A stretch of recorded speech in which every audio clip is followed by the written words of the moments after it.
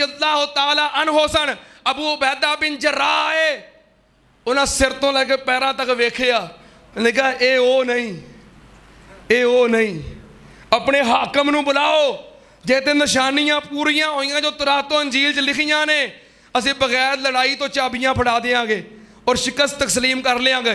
हज़रत अबू उबैदा ने मदीने खत लिखिया, हज़रत उमर निकले, एक गुलाम एक सवारी, चलदियां जो पहुंचे मस्जिद अक़सा दे करीब, अबू उबैदा बिन जर्राह कहन लगे आ कपड़ियां ते टाकियां लगियां ने, पेवंद लगे ने, ते आ कपड़े पा के आ गए हो, एडी वड्डी रियासत के सामने जाना है ते बैतुल मुकद्दस नूं फतह करना है, तो की कहणगे नवा सूट सवाया है, प्यारे उमर जी ये पहन लो।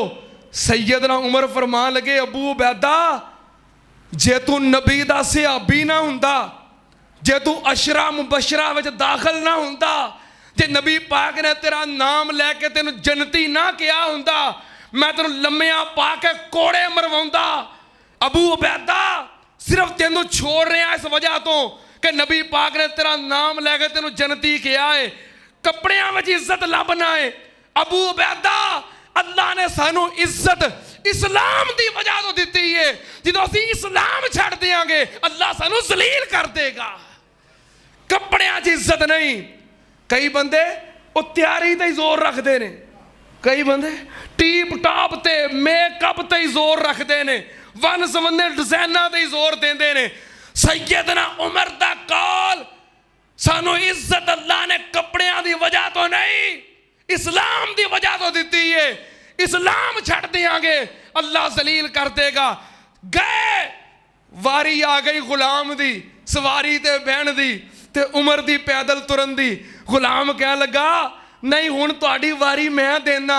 हजरत उमर कह लगे नहीं, उमर दा नाम अदल है ते अदल दा नाम उमर है, उमर खुद ना इंसाफी कर सकता, तेरी वारी है, तू बह।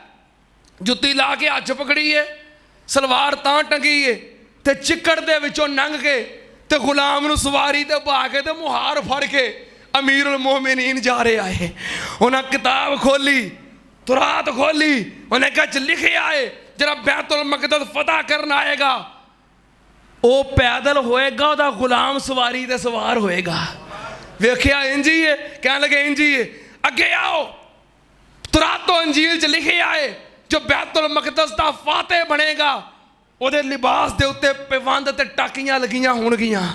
हाय वाकई टाकियां लगियां ने, गिने पेवंद गिने। एक राहब कह लगा तेरा नाम उमर है, फरमाया जी उमर है। कह लगा तुरातो अंजील च लिखे आए बैतुल मक़दस दे फाते दे लिबास ते 17 पेवंद होणगे, तेरे लिबास ते 16 पेवंद ने। सैयदना उमर बाजू चुक के कह लगे 17वां पेवंद आ लगा है। हाय मेरे अल्लाह, ना तलवार ते ना फौज ते ना असलहा, बैतुल मक़दस फतह करके वापस आए। अल्लाह फिर उमर अता कर दे, यहूदियां नूं जलील कर दे, इन्हां दा बेड़ा गर्क कर दे। अल्लाह मजलूम फलस्तीनियां दी इमदाद फरमा। अल्लाह पूरे आलम इस्लाम नूं इज्जत और गलबा नसीब फरमा। अल्लाह कुफर और अहले कुफर नूं नेस्तो नबूद फरमा।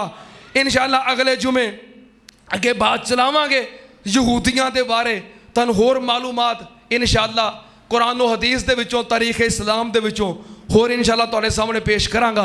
व आखिरु दावाना अनिल हम्दुलिल्लाहि रब्बिल आलमीन।